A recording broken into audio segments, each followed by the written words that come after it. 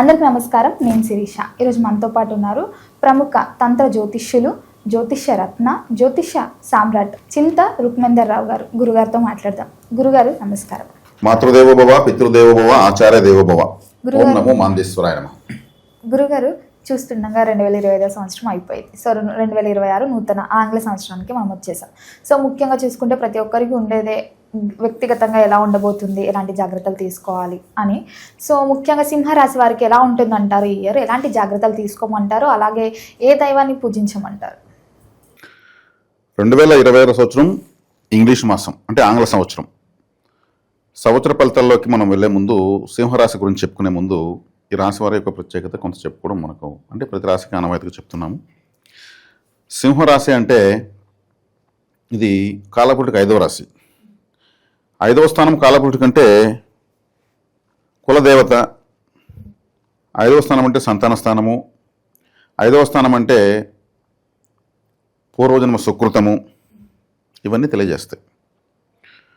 మామూలుగా మనము ఇప్పుడు మేషం నుంచి కర్కాటకం వరకు చెప్పుకున్నాం. దాన్ని మేషమండలము అంటారు. ఇప్పుడు సింహం మేషమండలము కేతు నక్షత్రంతో ప్రారంభమవుతుంది, బుధుడి నక్షత్రం ఎండ్ అవుతుంది. 9 నక్షత్రాలు వస్తాయి, 9 గ్రహాలు. ఇదే మళ్ళీ సింహరాశితో సింహమండలం స్టార్ట్ అవుతుంది. మకా నక్షత్రంతో ప్రారంభమవుతుంది, జ్యేష్ఠ నక్షత్రంతో వృశ్చిక రాశిలో క్లోజ్ అవుతుంది. ఇవి ఇక్కడ 9 నక్షత్రాలే వస్తాయి. మళ్ళీ కేతు నుంచి బుధుడు వరకు. ధనస్సు నుంచి మళ్ళీ కేతు నక్షత్రంతో మళ్ళీ స్టార్ట్ అవుతుంది. మూలా నక్షత్రం స్టార్ట్ అయ్యి రేవతి నక్షత్రం ఎండ్ అవుతుంది. అది ధనుర్మండలం అంటారు. ఇప్పుడు మనం మేషమండలం కంప్లీట్ చేస్తాం, కర్కాటక రాశితో క్లోజ్ అయింది. ఇప్పుడు మనము సింహమండలంలోకి ఎంటర్ అవుతున్నాం. ఈ సింహమండలం కూడా మళ్ళీ నవగ్రహ స్వరూపంలో మకా నక్షత్రంతోనే స్టార్ట్ అవుతుంది. అంటే పితృ నక్షత్రము. ఇంతకుముందు చెప్పాను, పితృపక్షాలు తండ్రి ఉన్న వాళ్ళు మకా నక్షత్రంలో అన్నదానం చేసుకోవచ్చు. ఆ పితృ నక్షత్రంతోనే ఈ రాశి ప్రారంభమవుతుంది. తండ్రి అంటే రవిగ్రహం అని చెప్పాను, తల్లి అంటే చంద్రుడు అని చెప్పాను. ఆ తండ్రి కారకుడైన రవిగ్రహమే ఈ రాశికి అధిపతి, పితృ రాశి. కాబట్టి ఇక్కడ కేతువుతో ప్రారంభం కావడము, పితృ నక్షత్రంతో ప్రారంభం కావడము, పితృకారకుడు రాశి కావడము. మామూలుగా ఈ సింహరాశిలో పుట్టిన వాళ్ళు గత జన్మలో కూడా అదే కుటుంబానికి చెందిన వాళ్ళు పుడతా ఉంటారు ఎక్కువగా. పితృ నక్షత్రంతో ప్రారంభమవుతుంది, పితృకారకుడు రాశి. కాబట్టి ఇక్కడ ఏమవుతుంది, మా నాన్న మళ్ళీ నా కడుపులో పుట్టాడు, మా అమ్మ కూతురుగా పుట్టింది, ఆమె ఎలా ఉంది అలాగే ఆమె పేరు పెట్టి పిలిస్తే పరిగెత్తుకుని వస్తూ ఉంది, ఆమె ఎలా నడుస్తుంది అలాగే నడుస్తూ ఉంది. అంటే సేమ్ అదే కుటుంబంలో మళ్ళీ బ్యాలెన్స్ షీట్ ఉన్న వాళ్ళే వస్తారు. అది ఈ రాశి యొక్క ప్రత్యేకత. అంటే పితృదోషాన్ని అధికంగా సూచించేటువంటి రాశి. కుల దేవత అని చెప్పాను, ఇంటి దేవుడు అంటారు కదా. ఇంటి దేవుడిని వీళ్ళు ఖచ్చితంగా పూజించాల్సిందే. కులదేవత సీరియల్ నెంబర్ 1, ఆ తర్వాత ద్వాదశ జ్యోతిర్లింగాలు. కులదేవతను ఆరాధించకుండా ఏ టెంపుల్కి వెళ్ళినా ఫలితం రాదు. మరీ ముఖ్యంగా సింహాసనాలు ఆరాధించాలి. ఇక్కడ పితృ అంటే సూర్యుడు కాబట్టి, సూర్యుడు గ్రహరాజు కాబట్టి వీళ్ళన్నింటిలో గుర్తింపు కోరుకుంటూ ఉంటారు. పొగిడితే ఏమైనా చేస్తారు, బీగాలు ఇస్తారు, ఏటీఎం కార్డు పిన్ నెంబర్ ఇచ్చేస్తారు, ఏమైనా సంతకాలు పెడేస్తారు. పొగడితే వీళ్ళ యొక్క బలహీనత. నీకు తెలియదు ఏమి లేదు, నిన్ను నమ్ముకుంటే ఏమైనా చేస్తావు, ఇట్లా పొగడతలకు వీళ్ళని ఏమర చేయొచ్చు. ఆడికి పొగడతా ఉంటే చాలు అంటూ ఉంటారు కదా. కొంతమంది బ్యాంక్ మేనేజర్లో ఈ విధంగా ఉంటారు. ఈ ప్రభావంలో వాళ్ళపై పొగిడి లోన్ శాంక్షన్ చేసేస్తారు, రికవరీలో మళ్ళీ ఫెయిల్ అయిపోతారు. ఇట్లా ఉంటుంది. అంటే వాళ్ళ వీక్నెస్ అదనమాట. అంటే జనరల్గా అందరికీ పొగడతాలంటే ఇష్టం, కానీ వీళ్ళకి మరీ ఇష్టం. వీళ్ళని కానీ చిన్న విషయాన్ని కూడా నువ్వు ఇలా తప్పు చేసావంటే అలగేస్తారు. పొగడుతుంటే ఇష్టమైనప్పుడు తగ్గడతాయంటే ఇబ్బంది కదా, అలగేస్తారు. అంటే వీళ్ళని హట్ చేసినట్టు అయిపోతారు. నన్నే అంటావా, అంతమందిలో అంటావా, చిన్న విషయం మళ్ళీ చిన్నదా పెద్ద తర్వాత విషయం అన్నావా లేదా, ఈ విధమైన మనస్తత్వం ఉంటుంది. ఒక విధమైన చైల్డిష్ మెంటాలిటీ కూడా చెప్పచ్చు. వీళ్ళు ఎంతోమంది సహాయం చేస్తారు బాగా. రవిగ్రహమే కదా అన్ని గ్రహాలకు శక్తిని, కాంతిని ప్రసరింపజేస్తుంది. ఆ రవిగ్రహం నుంచే గ్రహాలు కనిపిస్తున్నాయి మనకు చుట్టూ తిరుగుతూ. ఆ రవిగ్రహం నుంచి వచ్చే వెలుతురు స్వీకరించి ఖగోళంలో కనిపిస్తున్నాయి. ఆ వైబ్రేషన్ తిరుగుతున్నాయి. అంటే ఆత్మకారకుడు. గుండెల పైన చేసుకుని చెప్పు ఉంటారు. అంటే ఆత్మ ఏడు ఉంటుంది అర్థం. నెత్తిపైన ఎందుకు చెప్పలేదు? ఆత్మసాక్షిగా చెప్పు. మన ఆత్మ అంటే ఏమి? శరీరం వేరు. శరీరం అంటే ఫిజికల్ బాడీ. దీని ఆత్మ దూరంగా వచ్చిందనుకో శరీరం చెడిపోతుంది, అంటే మట్టిలో కలిసిపోతుంది. ఆత్మ ఏం కాదు, అదే సూర్యుడు. కాబట్టి వీళ్ళు ఆత్మసాక్ష్యపూర్వకంగా ఉండేవాళ్ళు. కల్మషం లేని వాళ్ళని చెప్పచ్చు. సూర్యుడికి ఏ కల్మషం ఉండదు, ఆయన అగ్నిగోళం, అగ్నిదేవుని దహించుకుపోతుంది. అదే ఆ నిజాయితీని వీళ్ళకు శత్రువు. అని ఎంతోమంది సహాయం చేస్తారు, వీళ్ళకి అవసరమైనప్పుడు వీళ్ళకి వాళ్ళు చేయరు, కానీ వీళ్ళు వాళ్ళని అడగాలంటే ఫీల్ అవుతారు. మన దగ్గర సహాయం చేసుకుని మనం ఎటు సహాయం పడతాము, లేకపోతే లేనట్టు ఉండిపోదామని మళ్ళీ వీళ్ళే మాట్లాడుకొని గమనైపోతారు. అందుకే ఈ సింహము అని పెట్టారు. సింహం కూడా ఒక జంతువుని వేటాడితే ఇంకో 10 జంతువులకి ఆహారం కొంచెం వదిలేస్తుంది. అవి పాపం ఆకలి మనంత వేట వాళ్ళేమనే లెక్కలో. అందుకే సింహాన్ని నమ్ముకొని ఎన్నో జంతువులు బతుకుతూ ఉంటాయి. ఖచ్చితంగా అది వదిలిపెడుతుంది తెలుసు ఆవిడ అన్నిటికీ, దూరంగా వెయిట్ చేస్తూ ఉంటాయి, కొంత వదిలేసి వెళ్ళిపోతుంది. అదే తిరిగి దానికి ఆకలిస్తే ఇంకో జంతువు వదిలిందని అది తిందు. అది రాయల్టీ అంటే. అలా ఆహారం దొరకకుండా ఎన్నో సింహాలు క్షీణించుకుని పోతాయి, చాలా సామాన్య సస్తాయి, కానీ ఇంకో జంతువు నోట్ల నుంచి పెరుక్కొని తినవు.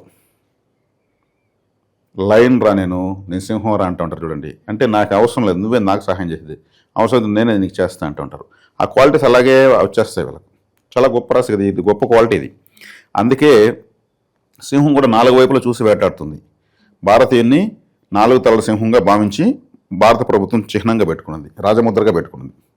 ఆ సింహముద్రని సింబల్గా ఎక్కడ వాడరు, ప్రభుత్వ కార్యాలయాలు తప్పితే ఎవరు కూడా సీల్స్లో పెట్టుకునేదానికి లేదు. అది రాజముద్ర లాంటిది. అంత గుర్తింపు పొందినటువంటి రాశి సింహరాశి. ఈ సింహరాశి వాళ్ళకు ఈ సంవత్సరం 2026 ఎలా ఉందంటే, వీళ్ళకి ప్రధానంగా వచ్చి అన్నిటికన్నా ఎక్కువ జాగ్రత్త తీసుకోవాల్సినటువంటి రాశి ఇదే. జన్మంలోనే 2 గ్రహణాలు జరుగుతున్నాయి, సప్తమంలో 2 గ్రహణాలు జరుగుతున్నాయి. అవి మనకు భారతదేశం కనిపించినా కనిపించకపోయినా ఈ రాశి వాళ్ళకు చాలా ఎఫెక్ట్ ఉంటుంది. వీళ్ళకు పరువు అనేది చాలా ఇంపార్టెన్స్ ఇస్తారు కాబట్టి వీళ్ళకు నమ్మక ద్రోహాలు, అంటే నమ్మక ద్రోహాలు ఎవరు చేస్తారు, వీళ్ళని ఎవరైతే నమ్ముతారో, వీళ్ళైతే మనకు చెడ్డ చేయడం నమ్ముతారో వాళ్ళే చేసే ద్రోహం నమ్మక ద్రోహం, అట్లాంటివి జరుగుతాయి. కాలసర్పదోష ప్రభావం వీళ్ళపైన 100% పనిచేస్తుంది. సప్తగ్రహ కూటమి వీళ్ళపైన పనిచేస్తుంది. కన్ఫ్యూజన్స్ గురైపోతారు. ఎక్కువ గ్రహాలు సప్తమంలో, జన్మంలో కేతు ఉన్నాడు. కేతు అంటే తల లేని గ్రహం అని చెప్పాను, జన్మలో ఉన్నాడు. విరక్తి, వైరాగ్యము, అసహనము, తలనొప్పి, హెయిర్ ఫాలింగ్, ఉంటే ఉన్ని లేకపోతే పోన్లీ, ఉన్న వరకే చాలు లేకపోతే పోతుంది, ఇటువంటి వైరాగ్యమైనటువంటి ఆలోచనలు. జన్మలో తెల్లని గ్రహం ఉన్నప్పుడు నిద్ర రాదు.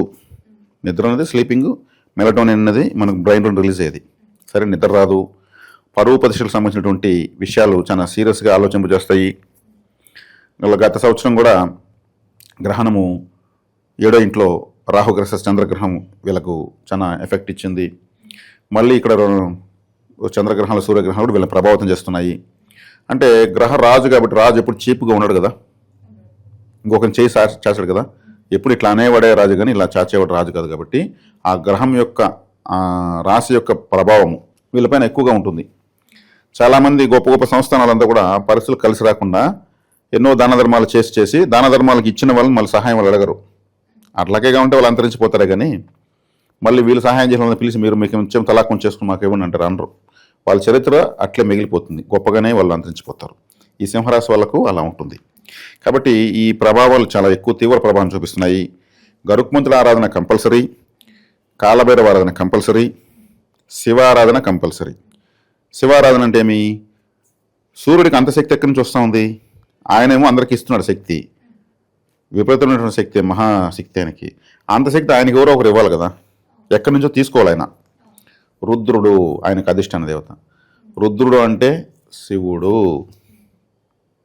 కాబట్టి శివారాధన ఎక్కువ చేయాలి, శివాలయానికి ఎక్కువ వెళ్ళాలి. ఈయనకు పవర్ బ్యాంక్ అయినటువంటి రుద్రుడిని ఎక్కువ ఆరాధించాలి. కాలభైరవుని ఆరాధించమని కూడా నేను కొంతమంది చెప్పాను. కాలభైరవుని ఆరాధించవచ్చు, కాలమంతా ఉంటాడు. ఆకాశ భైరవుడు అని కూడా కాలభైరవుడికి పేరు. ఆకాశం అంతా నిండి ఉంటుంది భైరవ శక్తి. అందుకే అంటారు ఆ మండే సూర్యుని సాక్షిగా దేవుడు చూస్తున్నాడు పైన అంటారు కదా, కాలభైరవుడు చూస్తున్నాడు, కాలమంతా వ్యాపించున్నాడు. ఇందులేడు అందగలడన్న సామెతకు కాలభైరవుడే సాక్షి. కాలభైరవుడు రుద్రుడి నుంచే ఉద్భవించాడు. ఆ రుద్రుడే ఈయనకి అధిష్టాన దేవత శివుడు. అందువల్ల శివారాధన ఎక్కువ చేయాలి. పితృతాకడ, పితృదోషం ఎక్కువగా ఉంది. తండ్రి సమానులకు కొన్ని ఇబ్బందులు ఉంటాయి.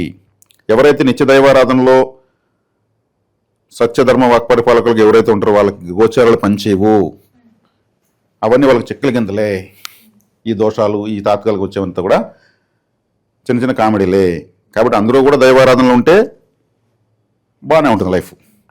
గురుగారు, అలాగే ముఖ్యం మరి విద్యార్థులకు ఎలా ఉండబోతుంది అంటారు? విద్యార్థుల కంటే జన్మంలోనే కేతు ఉన్నాడు. తలకు సంబంధించిన ఏదో ఒక సమస్య వస్తుంది, తలనొప్పి కానీ, స్వెట్స్ వాడడం కానీ, మతిమరుపు కానీ,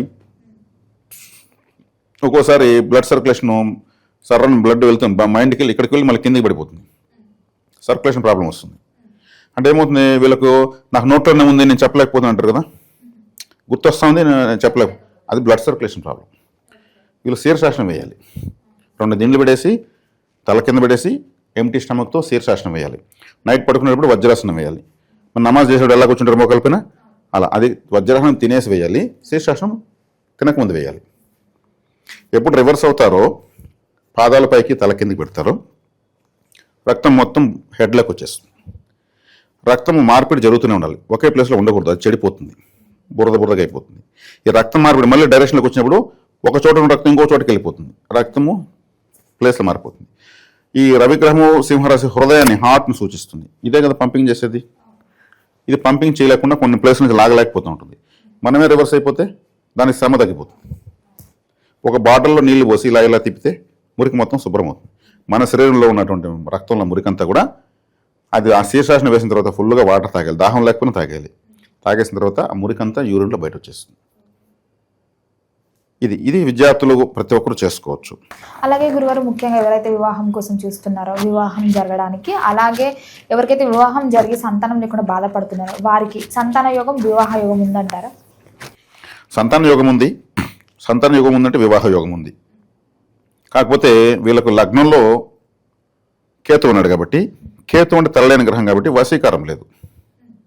సంతాన యోగం ఉంది అంటే ఉంటే వివాహ యోగం ఉంటుంది, కానీ జన్మంలో కేతు ఉంటే వశీకారం లేదు. ఇది వెరైటీగా ఉంది. వశీకారం లేకపోతే పెండ్లి కాదు.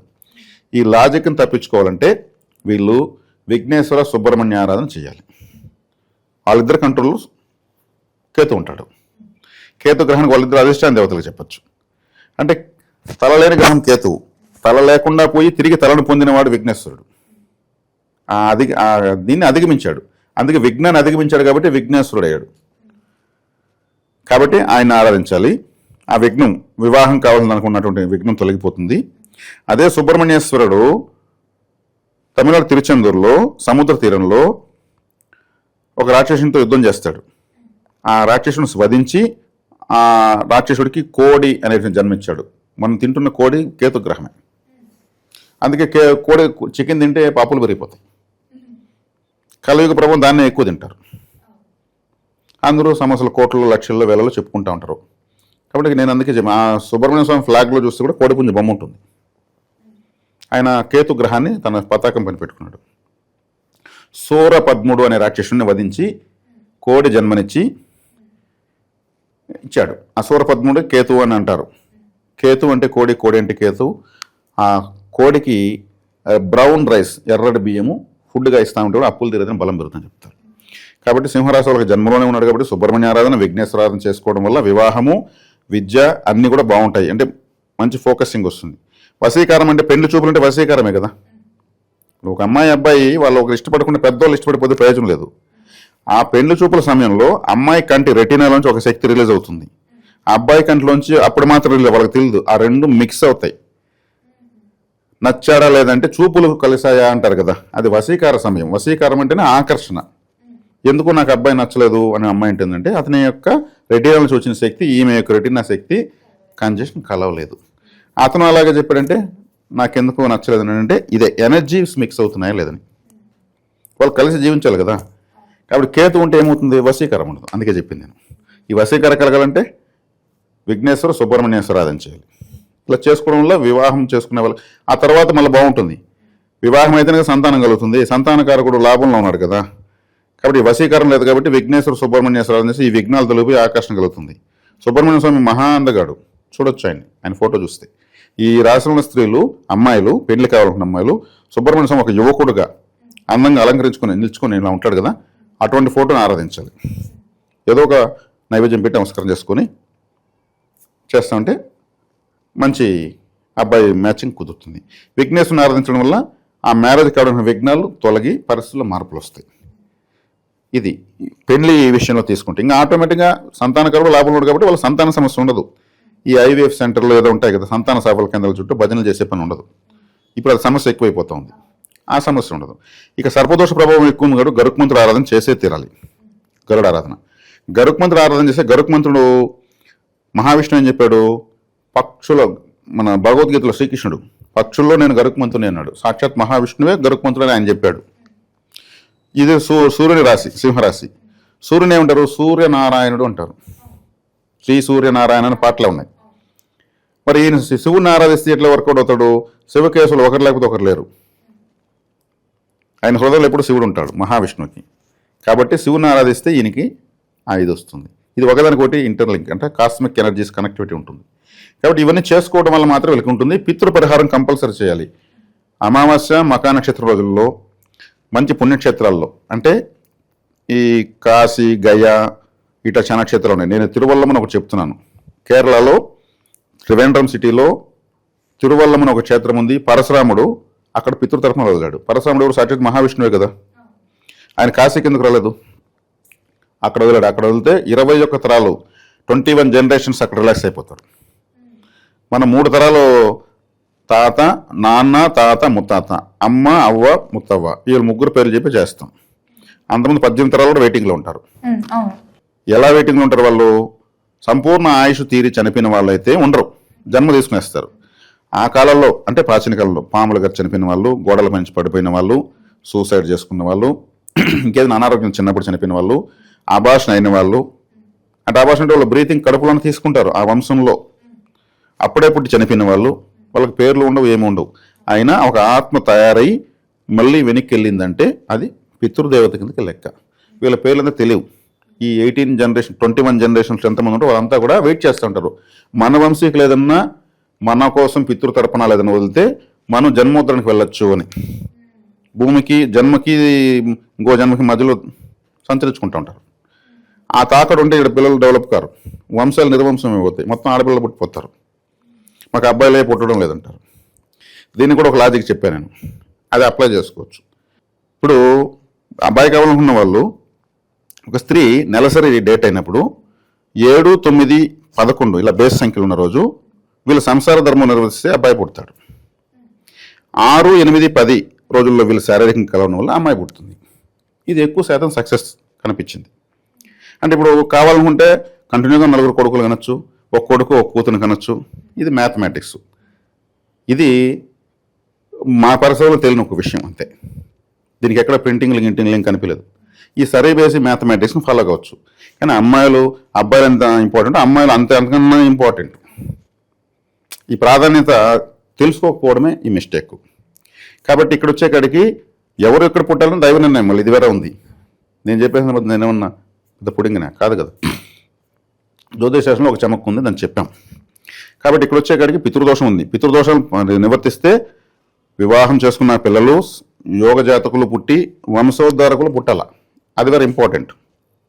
కనుక కమింగ్ జనరేషన్స్ దృష్టిలో పెట్టుకుని ఎవరైనా పోవాలి, నిర్ణయాలు తీసుకోవాలి. మన వరకే లాస్ట్ కాదు కదా, ఈ క్షణమే లాస్ట్ కాదు, ఇంకా ఎన్నో సంవత్సరాల కాలం ఉంది, యుగాలు మారుతున్నాయి. కాబట్టి ఈ సింహరాశి వాళ్ళు పితృపరిహారాలు చాలా ఇంపార్టెంట్. అదే సూర్య నమస్కారాలు చేయాలి. వీళ్ళు రాశాధిపతి సూర్యుడు, సూర్య నమస్కారాలు చేయాలి. శివాలయంలో ప్రదోషకాలను అందిసేవ చేస్తే కూడా చాలా మంచిది. అదేవిధంగా వీళ్ళకు కాలసర్ప దోషం ఉంది కాబట్టి గరుక్మంతుని ఆరాధించాలి. ఇక వివాహ విషయాల్లో వశీకరణకి నేను సుబ్రహ్మణ్య విఘ్నేశ్వర ఆరాధన చెప్పాను. వీళ్ళపైన ప్రభావం 100% వ్యతిరేక ప్రభావం ఉంది, దానికి భయపడాల్సిన అవసరం లేదు. నేను పరిష్కారాలు చెప్పాను. జ్వరం వచ్చిందంటే మనం ఏమన్నా దానుకునేస్తామా, పరిష్కారాలు ట్రీట్మెంట్ తీసుకుంటాం. సేమ్ ఇక్కడ వచ్చేకాడికి మనం ఇచ్చే ప్రిస్క్రిప్షన్ పరిహారాల రూపంలో ఇస్తాం. దీన్ని పాటిస్తే చాలు, వీళ్ళకి దోషాలు ఎదుర్కొనేస్తారు ఈజీ. అలాగే గురుగారు ముఖ్యంగా మరి ఇయర్లో ఏ దైవాన్ని పూజించమంటారో ఇలాంటి పరిహారాలు చేసుకోవచ్చు? ఇప్పుడు అదే కదా చెప్పాను నేను, గరుక్మంతుడి ఆరాధన, సూర్య నమస్కారాలు, నంది సేవ, శివాలయానికి వెళ్ళడము, సుబ్రహ్మణ్య విఘ్నేశ్వర ఆరాధనలు, ఇవంతా దేవతా పరిహారాలే కదా. ఏదైనా దాన ధర్మాలు చేయొచ్చు అంటారా? దాన ధర్మాలు చేయొచ్చు అంటే వీళ్ళు అన్నదానం చేయొచ్చు, నీటి దానం ఎక్కువ చేయాలి, అన్నదానం ఎక్కువ చేయాలి, కులదేవత ఆరాధన కంపల్సరీ చేయాలి, చాలా మస్ట్. ఎందుకంటే కులదేవతను సూచించే రాశిలో వీళ్ళు పుట్టారు కాబట్టి చేయడం వల్ల విశేషమైన శక్తి వస్తుంది వీళ్ళకు. కాబట్టి కులదేవత తెలియదు అంటే, కులదేవత అంతా ఏమనుకుంటున్నారు, వెంకటేశ్వర స్వామి, నరసింహస్వామి, మరి ఇంకెవరో ఈశ్వరుడు, వీళ్ళు యుగదేవతలు, యుగాలకు వాళ్ళు అది దేవతలు, సృష్టి పాలకులు. కులదేవత అంటే బహిరంగ ప్రదేశాల్లో, అంటే పంట పొలాల మధ్యలో మర్రి చెట్టు, రావి చెట్టు, వేప చెట్టు, మామిడి చెట్టు, కానగ చెట్టు లాంటి చెట్ల కింద బహిరంగ ప్రదేశాల్లో పుట్టమట్టితో కోటలు కట్టి ఆ పుట్టమట్టితోనే పన్నీరు, పాలు లాంటి పవిత్రమైన పదార్థాలతో మట్టి కలిపి విగ్రహాలు చేసి పెట్టి వాటికి అలంకరించి పువ్వులు పెట్టి చిన్నపిల్లలు తీసుకెళ్ళి మంచి మధ్యాహ్నం తల వెంట్రుకలు తీసి చెవులు కుట్టి వాళ్ళకి ఇష్టమైనటువంటి నైవేద్యాలు ఉంటాయి, జంతు బలులు ఉంటాయి. కోడి, నల్ల మేక, ఇటు నల్లవే 3 రకాల జంతువుల్ని బలిస్తారు. వాళ్ళు మాత్రం వెళ్తారు, ఆ దేవుళ్ళు లేని వాళ్ళు వెళ్ళరు, పిలిస్తే కూడా పోరు. మాకు ఆ దేవుళ్ళు మీరు రామంటారు. అవి తినేసి మిగిలినంతా కూడా అక్కడే పూజ చేసి నమస్కారం చేసుకుని వస్తారు. ఇది ప్రాచీన కాలం నుంచి ఆచారం. కులదేవత దగ్గరనే తల వెంట్రుకలు తీస్తారు, పుట్టు వెంట్రుకలు 11 నెల. ఈ ఆచారాలు పెద్దవాళ్ళు అందించకపోవడం వల్ల ఇప్పుడు కులదేవత అంటే వెంకటేశ్వర స్వామి అంటున్నారు, ఆయన యుగదేవత. ఇక్కడ కులదేవత తెలియని వాళ్ళు ఇప్పుడు ఏం చేయాలి? ఏ దేవుడో తెలియదు, ఏ నైవేద్యాలు తెలియదు, ఏ చెట్టు కింద బిడ్డలు తెలియదు.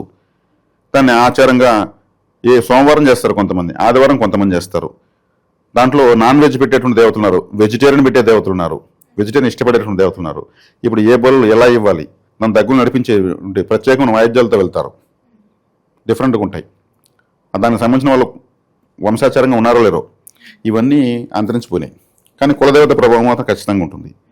అంటే కులదేవత ఆచారాలు బాగా బలంగా ఉన్నప్పుడు కుటుంబాలు పెద్ద ఉన్నాయి, అనురాగాలు, సంతోషాలు అద్భుతంగా ఉన్నాయి. ఒక ఇంట్లో 40 మంది భోంచేసేవాళ్ళు ఒక పూటకి. ఇంటి పెద్ద చెప్తే వినేవాళ్ళు, గ్రామం పెద్ద చెప్తే గ్రామం అంతా వినేది. ఇప్పుడు కుటుంబాలు చిన్నమైపోతున్నాయి. పెండ్లి కాగానే 6 నెలలకంతా భర్తను తీసుకుని దూరంగా రావడము, అత్తమామలు దూరంగా అవడము, కుటుంబాలు చిన్నమైపోతున్నాయి, అనుబంధాలు ఇంకా క్షీణించిపోయినాయి, సంతోషాలు లేవు. మరి తక్కువ మంది ఉన్నా ఎక్కువ సంతోషం ఉండాలి కదా, తనకి వస్తే సంతోషం పడతా ఉంటారు, కానీ సంతోషం ఎక్కడుంది? అందరూ కలిసి ఉన్నప్పుడు. కాబట్టి కులదేవత శక్తి అప్పట్లో ఉంది కాబట్టి అందరినీ ఏకంగా పెట్టింది. కాబట్టి కులదేవత తెలియని వాళ్ళకు సెంగాలి అని ఒక కర్ర ఉంది, ఒక రూల్ కర్రలాగా వస్తుంది. ఇక్కడ నేను వేసుకున్న సెంగాలి మాల. ఈ సెంగాలి ఈ వుడ్తో చేసినటువంటి ఒక రూల్ కర్ర, అంటే ఎరుపుగా ఉన్న కాళికాదేవి అని అర్థం. సెగపు అంటే ఎరుపు, కాళి అంటే సెంగాలి అంటే ఎరుపుగా ఉన్న కాళికాదేవి అని అర్థం. అమ్మవారిని కులదేవత కర్రను పెట్టి పూజించుకోవచ్చు, అదొక అవకాశం మా దగ్గర ఉంది. కావాలన్న వాళ్ళు తెప్పించుకోవచ్చు, ఒక్కసారి తెప్పించుకుంటే తరతరాలకు ఉండిపోతుంది. ఇది చేసుకోవచ్చు. ఇవన్నీ కంపల్సరీ సింహరాశి వాళ్ళు తూచా తప్పకుండా ఈ సంవత్సరం పాటించడం వల్ల విశేషమైన శుభఫలితాలు పొందుతారు. గురుగారు, మొత్తం మీద 2026 నూతన సంవత్సరం సింహరాశి వారికి ఎలా ఉండబోతుంది, ఎలాంటి జాగ్రత్తలు తీసుకోవాలి తెలియజేసినందుకు ధన్యవాదాలు. ధన్యవాదాలు.